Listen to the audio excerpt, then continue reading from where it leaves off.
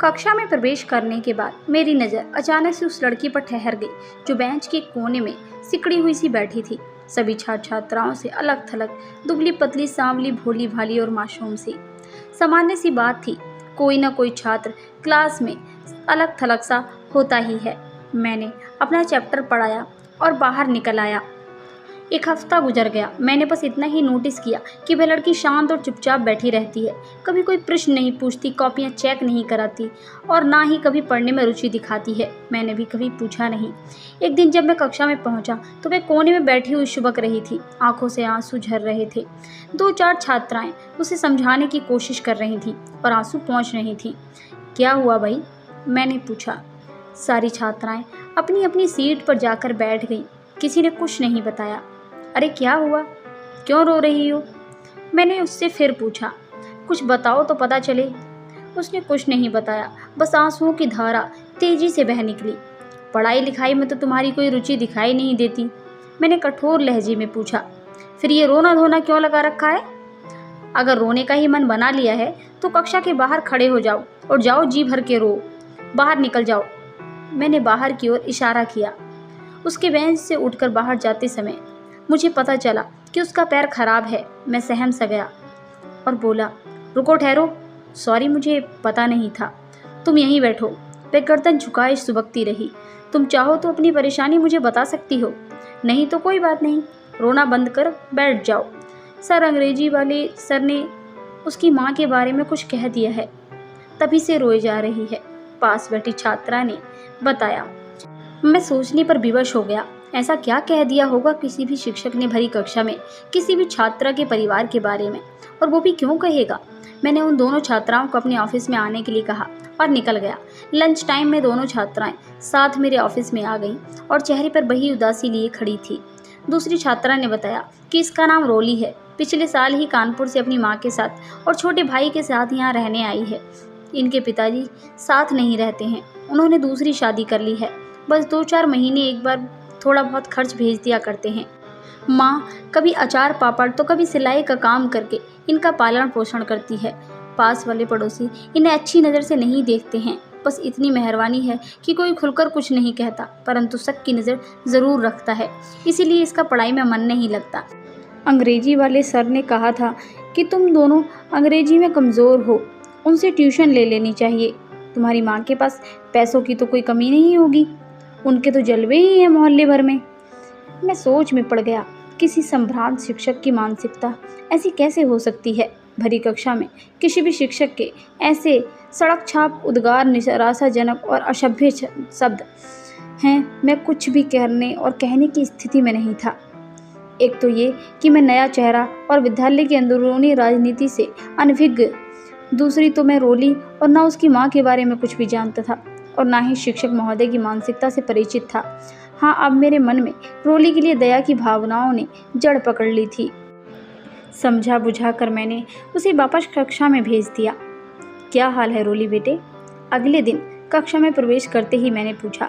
जवाब में उसने हाथ जोड़कर अभिवादन किया और चेहरे पर हल्की सी मुस्कुराहट के साथ खड़ी हो गई। आज पहली बार मैं उसे सामान्य देख रहा था। मैं पढ़ना चाहती हूँ सर। मुझे रोली की झेंपती हुई आवाज़ सुनाई दी। हाँ बिल्कुल। मैं खुश हो गया था कि आज पहली बार उसे बोलते हुए सुना। तुम्हारा अधिकार है पढ़ने का, तुम्हें पढ़ना चाहिए, मन लगाकर पढ़ो, हम पूरा सहयोग करेंगे। लो, अब ये भी पढ़ेगी? एक छात्रा ने व्यंग्यात्मक लहजे में कटाक्ष किया।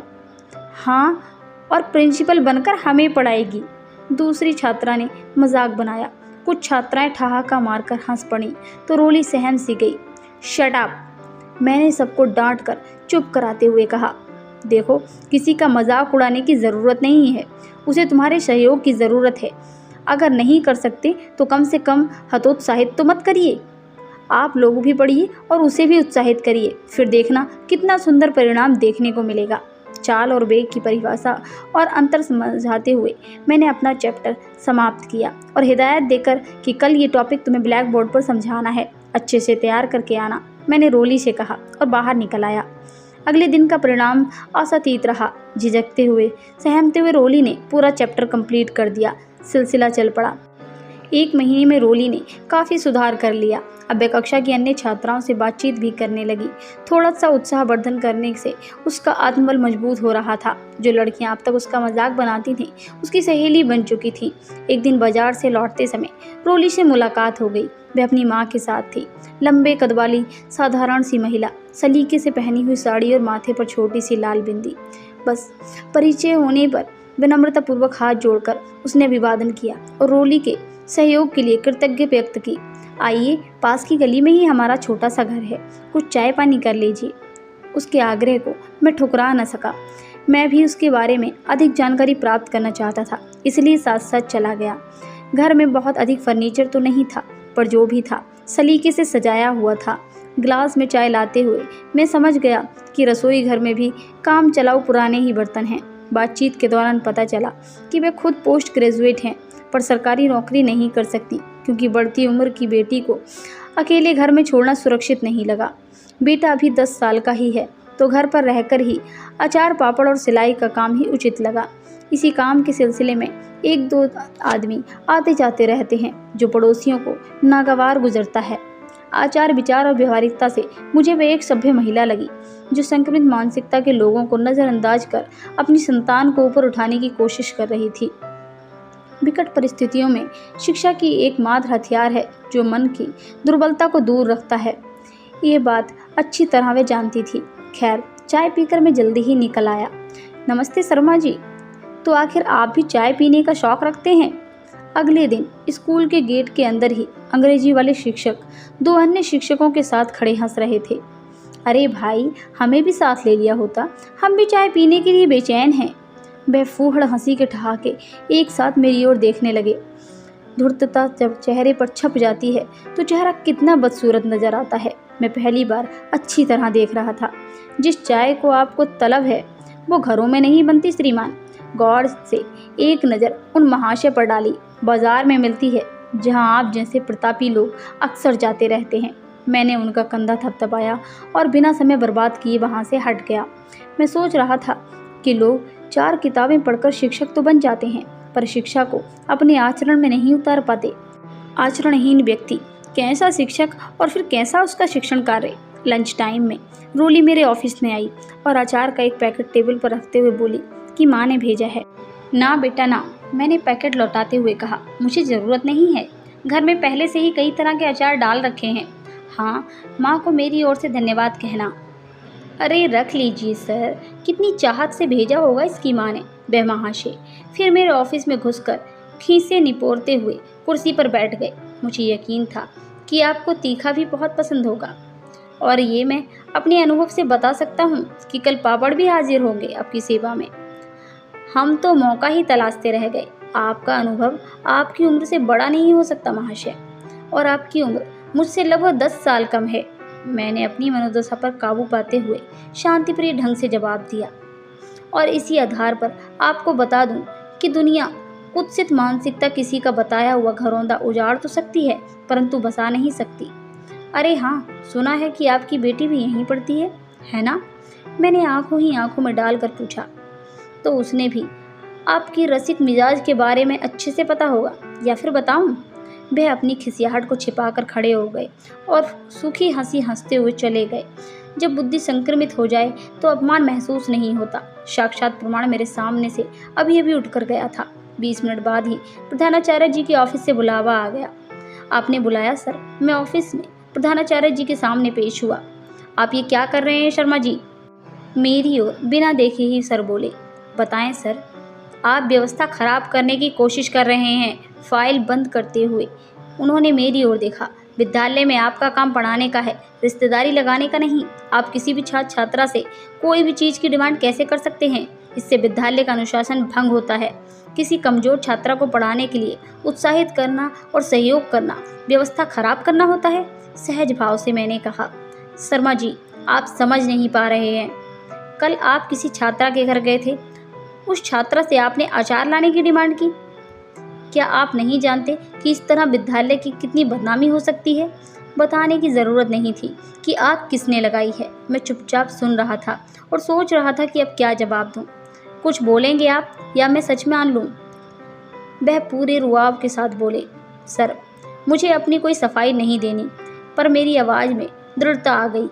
पर मैं विद्यालय की बदनामी और अनुशासन पर जरूर पूछना चाहता हूँ। बेझिझक पूछिए। सर, किसी शिक्षक के किसी छात्रा के घर जाने से विद्यालय की बदनामी हो जाती है, तो किसी छात्रा की मां के बारे में कुत्सित विचार रखने वाला शिक्षक कौन सा नेक नामी का काम कर रहा होता है?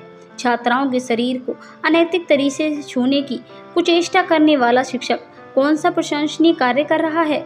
छात्राओं ने आपसे भी शिकायत की है कि आपने कभी ठोस कदम नहीं उठाया। ये आपका अनुशासन है?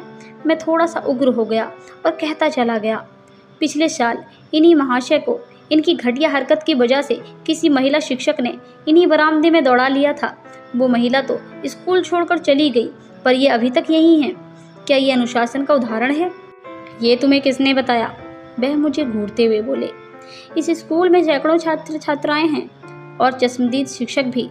शर्मा जी, दूसरों पर उंगली उठाने के बजाय आप अपने चरित्र पर ध्यान दीजिए कि आप क्या कर रहे हैं। प्रधानाचार्य जी आवेश में आ गए।